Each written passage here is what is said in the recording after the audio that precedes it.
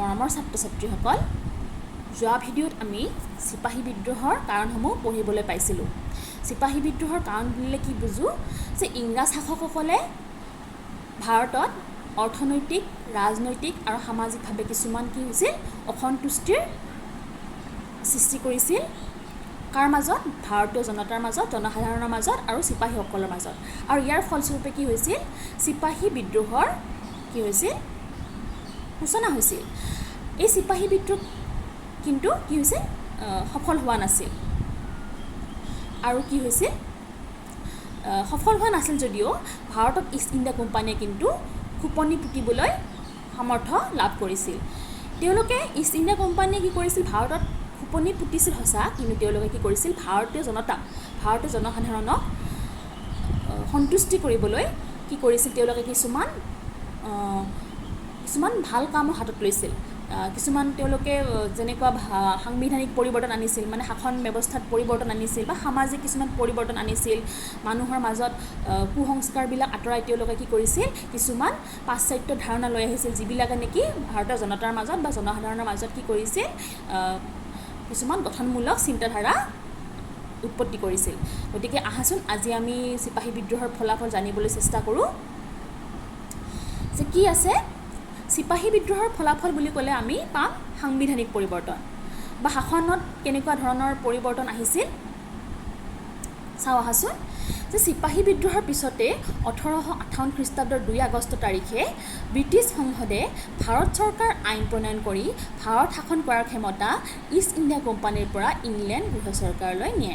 যে চিপাহী বিদ্ৰোহৰ পিছতে 1858 খ্ৰীষ্টাব্দৰ 2 আগষ্ট তাৰিখে, ইয়াৰ আগলৈকে তাৰমানে 1858 খ্ৰীষ্টাব্দৰ 2 আগষ্ট তাৰিখৰ আগলৈকে কি হৈছিল?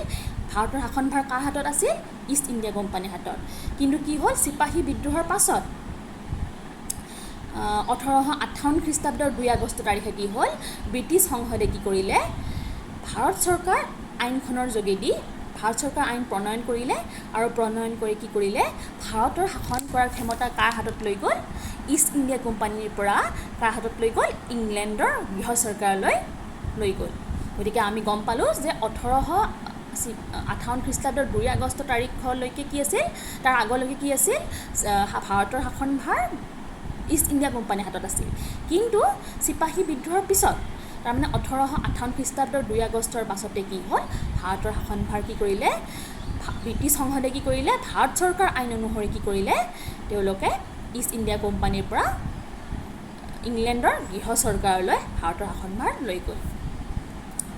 তাৰ পাছত কি হ'ল?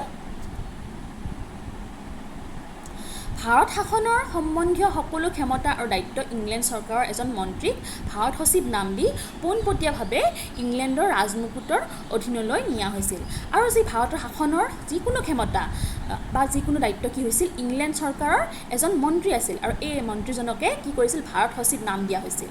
আৰু ভাৰত সচিব নাম দি কি কৰিছিল? পোনপটীয়াভাৱে কি কৰিছিল? ইংলেণ্ডৰ ৰাজমুকুটৰ অধীনলৈ নিয়া হৈছিল। তাৰমানে ইংলেণ্ডৰ ৰাজত্বলৈ অনা হৈছিল। গতিকে ক'ব পাৰোঁ যে ভাৰতৰ শাসনৰ যিকোনো ক্ষমতা বা দায়িত্ব কি কৰা হৈছিল? ইংলেণ্ড চৰকাৰৰ এজন মন্ত্ৰীক দিয়া হৈছিল আৰু মন্ত্ৰীজনক আমি কি বুলি ক'ম? ভাৰত সচিব বুলি ক'ম। আৰু ভাৰত সচিবকে কি কৰা হৈছিল? পোনপটীয়াভাৱে কি কৰা হৈছিল? ইংলেণ্ডৰ ভাৰত সচিবক কি কৰা হৈছিল? ইংলেণ্ডৰ ৰাজমুকুটৰ অধীনলৈ নিয়া হৈছিল। তাৰ পাছত কি হ'ল?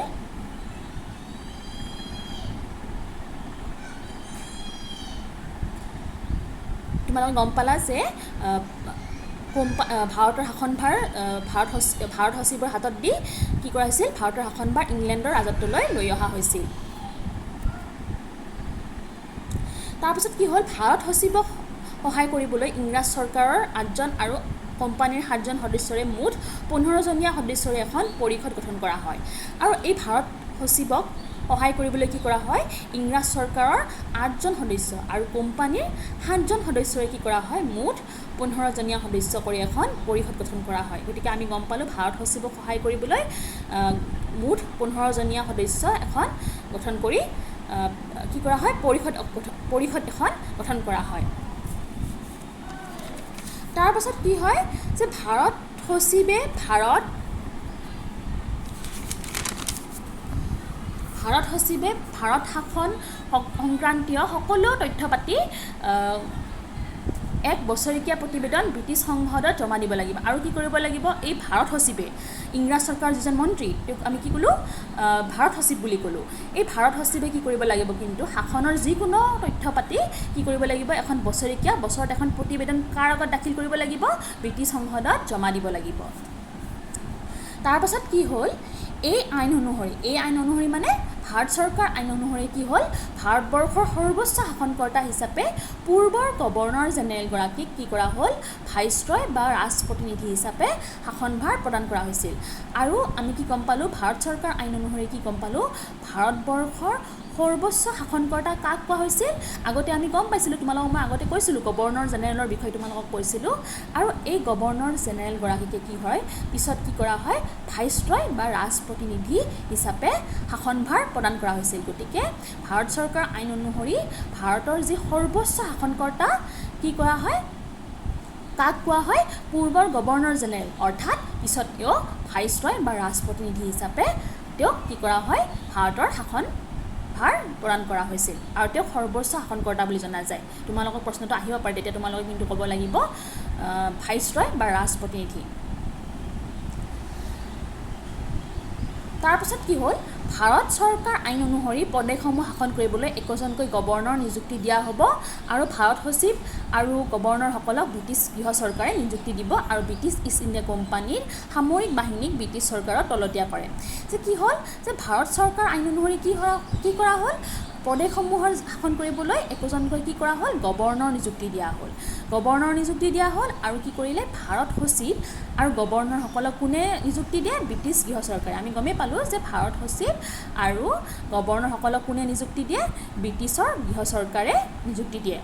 আৰু কি কৰিব, ব্ৰিটিছ ইষ্ট ইণ্ডিয়া কোম্পানীৰ সামৰিক বাহিনীক ব্ৰিটিছ চৰকাৰে তলতীয়া কৰিব।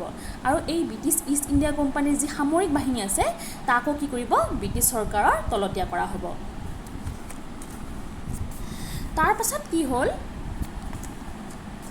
এই আইন অনুসৰি মানে ভাৰত চৰকাৰ আইন অনুসৰি কি কৰা হ'ল, ভাৰত সচিবকে ধৰি ভাৰতৰ শাসনৰ লগত জড়িত সকলো বিষয়া কৰ্মচাৰীক কি কৰা হ'ল, ভাৰতত সংগৃহীত ৰাজহৰ পৰা বেতন দিয়াৰ নিয়ম কৰা হয়। এতিয়া এই ভাৰত চৰকাৰ আইন অনুসৰি কি কৰা হয়, যে ভাৰত সচিব মানে কোন আছিল, ইংৰাজ চৰকাৰ যিজন মন্ত্ৰী, মানে ভাৰত সচিবক কি কৰা হ'ল, ভাৰত শাসনৰ লগত জড়িত ভাৰত সচিবৰ লগতে আৰু কোন আছিল, যি ভাৰত শাসনৰ লগত জড়িত বিষয়া কৰ্মচাৰী এইসকলক কি কৰা হ'ল, ভাৰততে যি জমা হৈ থকা ৰাজহ তাৰ পৰাই কি কৰা হ'ল, বেতন দিয়াৰ নিয়ম কৰা হ'ল। গতিকে এক প্ৰকাৰ আমি ইয়াক ক'ব গ'লে কি হয়, ভাৰতৰে ৰাজহৰ পৰাই কি কৰা হয়, ভাৰত সচিব আৰু বিষয়া কৰ্মচাৰীসকলক দৰমহা দিয়া হয়, বেতন দিয়া হয়। গতিকে ইয়াৰ ফলত কি হয়, ভাৰতত কি হৈছে, এটা অৰ্থনৈতিক শোষণৰ সৃষ্টি হোৱা বুলি ক'ব পাৰি ন, যে ভাৰতত কি হৈছে, অৰ্থনৈতিক শোষণ বেছি হোৱা বুলি ক'ব পাৰি। তাৰপাছত কি হ'ল, 1858 খ্ৰীষ্টাব্দৰ 1 নৱেম্বৰ তাৰিখে এলাহাবাদত এখন ৰাজদৰবাৰ ভাইচৰয় লৰ্ড কেনিঙে নিজকে ইংলেণ্ডৰ মহাৰাণী ভিক্টৰিয়াৰ প্ৰতিনিধি বুলি ঘোষণা কৰে। আৰু 1858 খ্ৰীষ্টাব্দৰ 1 নৱেম্বৰ তাৰিখে কি কৰা হয়, এলাহাবাদত এখন ৰাজদৰবাৰত কি হয়, ভাইচৰয় লৰ্ড কেনিঙে কি কৰিলে, নিজকে কি কৰিলে, ইংলেণ্ডৰ মহাৰাণী কোন, ভিক্টৰিয়াৰ প্ৰতিনিধি বুলি ঘোষণা কৰে। 1858 খ্ৰীষ্টাব্দৰ 1 নৱেম্বৰ তাৰিখে এলাহাবাদত এখন ৰাজদৰবাৰত কি হৈছিল, লৰ্ড কেনিঙে কি কৰিলে, ইংলেণ্ডৰ ভাইচৰয় আছিল কোন, লৰ্ড কেনিং। আৰু তেওঁ কি কৰিলে, ইংলেণ্ডৰ মহাৰাণী ভিক্টৰিয়াৰ প্ৰতিনিধি বুলি নিজকে ঘোষণা কৰে। তাৰপাছত কি হ'ল, প্ৰত্যক্ষ ভাৰত শাসনৰ প্ৰথমখন ঘোষণাপত্ৰৰ যোগেদি কেনিঙে ভাৰতত ধৰ্মৰ ক্ষেত্ৰত উদাৰতা আৰু সহিষ্ণুতা, আৰ্থিক ক্ষেত্ৰত সমতাৰ নীতি, দেশীয় ৰজাসকলৰ প্ৰতি উদাৰতা, ভাৰতত স্বত্ব বিলোপ নীতি ৰদ কৰা ইত্যাদি কামবোৰ কৰে। যে কি কৰে, যে এই লৰ্ড কেনিঙে কি কৰিলে, প্ৰত্যক্ষ ভাৰত শাসনৰ প্ৰথমখন ঘোষণাপত্ৰৰ যোগেদি কি কৰিলে, কেনিঙে কি কৰিলে, ভাৰতত ধৰ্মৰ ক্ষেত্ৰত উদাৰতা আৰু সহিষ্ণুতা, তাৰমানে কি কৰিলে, যে ধৰ্মৰ ক্ষেত্ৰত কোনো ধৰণৰ হস্তক্ষেপ কৰা নহ'ব, সকলোৱে কি কৰিব, ধৰ্মৰ ক্ষেত্ৰত নিজৰ স্বাধীনতা লাভ কৰিব, যোনে যি ধৰ্ম গ্ৰহণ কৰিব বিচাৰে তাৰ ক্ষেত্ৰত কোনো বাধা নাথাকিব। গতিকে এইবিলাক ধৰ্মৰ ক্ষেত্ৰত উদাৰতা আৰু সহিষ্ণুতা কোনে গঠন কৰিলে লৰ্ড কেনিঙে। তাৰপাছত কি কৰিলে, আৰ্থিক ক্ষেত্ৰত সমতাৰ নীতি, আৰ্থিক ক্ষেত্ৰতো সমতাৰ নীতি, সকলোৱে সমানভাৱে আৰ্থিক ক্ষেত্ৰত কি পাব, সুবিধা পাব। তাৰপাছত কি হ'ল, দেশীয় ৰজাসকলৰ প্ৰতি উদাৰতা, দেশীয় ৰজাসকলৰ প্ৰতি মিত্ৰতা বা উদাৰতা, যুদ্ধ বিগ্ৰহৰ বিৰুদ্ধতা। তাৰপাছত কি কৰিলে, যুদ্ধ বিগ্ৰহৰ যি বিৰুদ্ধ ভাৱ, এইবিলাক তেওঁ গঠন কৰিলে। তাৰপাছত কি কৰিলে, ভাৰতত স্বত্ব বিলোপ নীতি ৰদ কৰা। আৰু তোমালোকে গম পাইছা এই স্বত্ব বিলোপ নীতি কোনে তৈয়াৰ কৰিছিল, কোনে গঠন কৰিছিল, লৰ্ড ডেলহাউচি। গতিকে লৰ্ড ডেলহাউচি, আমি কৈছিলোঁৱেই যে চিপাহী বিদ্ৰোহৰ অন্যতম এটা কাৰণ কি আছিল, লৰ্ড ডেলহাউচিৰ যি শাসন, সেই শাসনৰ প্ৰতি বিৰোধ কৰিছিল কোনে, চিপাহীসকলে। বা ভাৰতীয় জনগণৰ মাজত কি হৈছিল, লৰ্ড ডেলহাউচিৰ শাসনে মানুহৰ মাজত কি কৰিছিল, অসন্তুষ্টিৰ সৃষ্টি কৰিছিল। গতিকে কি হৈছিল যে ভাৰতত স্বত্ব বিলোপ নীতিও ৰদ কৰা হৈছিল, ইয়াক গুচাই দিয়া হৈছিল। তাৰপাছত কি হ'ল, ৰাজ্য বিস্তাৰ নকৰা আদি ঘোষণাৰ জৰিয়তে কি কৰিলে, ভাৰতীয়সকলৰ মনত সৃষ্টি হোৱা অসন্তুষ্টি আঁতৰিবলৈ বিচাৰিছিল। গতিকে লৰ্ড কেনিঙে কিছুমান গঠনমূলক কাম হাতত লৈছিল, লৈ কি কৰিছিল, দেশৰ মাজত মিত্ৰতা কৰিছিল আৰু কি কৰিছিল, তেওঁলোকৰ মনত, ভাৰতীয়সকলৰ মনত কি কৰিছিল, কিছুমান যি অসন্তুষ্টি সৃষ্টি হৈছিল, সেই অসন্তুষ্টি আঁতৰাব চেষ্টা কৰিছিল। তাৰপাছত এই দৰবাৰতে আমি যি কৈছিলোঁ যে এলাহাবাদ ৰাজদৰবাৰ নহয়, এলাহাবাদ ৰাজদৰবাৰতে কি হ'ল, চিপাহী বিদ্ৰোহৰ সময়ৰ কোম্পানী চৰকাৰক সহায় কৰা কিছুমান ভাৰতীয় নেতা আৰু ৰাজন্যবৰ্গক পুৰস্কাৰ ৰচা হৈছিল। আৰু এই এলাহাবাদ যি ৰাজদৰবাৰ, তাতে কি কৰিলে, চিপাহী বিদ্ৰোহৰ সময়ত কিছুমান কোম্পানীক কি কৰিছিল, সহায় কৰা কিছুমান ভাৰতীয় নেতা আছিল আৰু ৰজাসকলকো কি কৰা হৈছিল, পুৰস্কাৰ যচা হৈছিল। এইবাৰ আহিল সামাজিক পৰিৱৰ্তন। আমি সাংবিধানিক বা শাসন ব্যৱস্থাত যি পৰিৱৰ্তন আছিল, সেইখিনি আমি চিপাহী বিদ্ৰোহৰ ফলত কেনেকুৱা ধৰণৰ হৈছিল পৰিৱৰ্তন, সেইটো আমি জানিলোঁ। এতিয়া আমি আহিলোঁ সামাজিক পৰিৱৰ্তন। সামাজিক পৰিৱৰ্তন বুলি ক'লে আমি কি ক'ব পাৰোঁ যে চিপাহী বিদ্ৰোহৰ পৰোক্ষ ফল হিচাপে ভাৰতবাসীৰ মনত আধুনিক ধ্যান ধাৰণা বিকশিত হ'বলৈ ধৰে। আৰু এই চিপাহী বিদ্ৰোহৰ পৰোক্ষ ফল মানে পোনপটীয়াভাৱে নহয়, এই চিপাহী বিদ্ৰোহৰ যি সামাজিক পৰিৱৰ্তন, এইটো আমি ভাৰতবাসীৰ মনত কেনেকৈ দেখা পাইছিলোঁ যে তেওঁলোকৰ মনত কিছুমান আধুনিক ধ্যান ধাৰণা বিকশিত হ'বলৈ ধৰিছিল। যে কেনেকুৱা, ভাৰতবৰ্ষত এচাম পশ্চিমীয়া শিক্ষা ধ্যান ধাৰণাৰে পৰিপুষ্ট লোকে পৰৱৰ্তী সময়ত ভাৰতীয় সমাজৰ বিভিন্ন কুসংস্কাৰবোৰ আঁতৰাই আধুনিকতাৰ বাট সূচনা কৰাত সহায় কৰিছিল। আৰু কি হৈছিল, ভাৰতৰ মাজত কি হৈছিল, ভাৰতীয়সকলৰ মাজত কিছুমান কি কৰিছিল, পশ্চিমীয়া শিক্ষা বা ধ্যান ধাৰণাৰ সৃষ্টি কৰিছিল। তাৰপাছত কি কৰিছিল,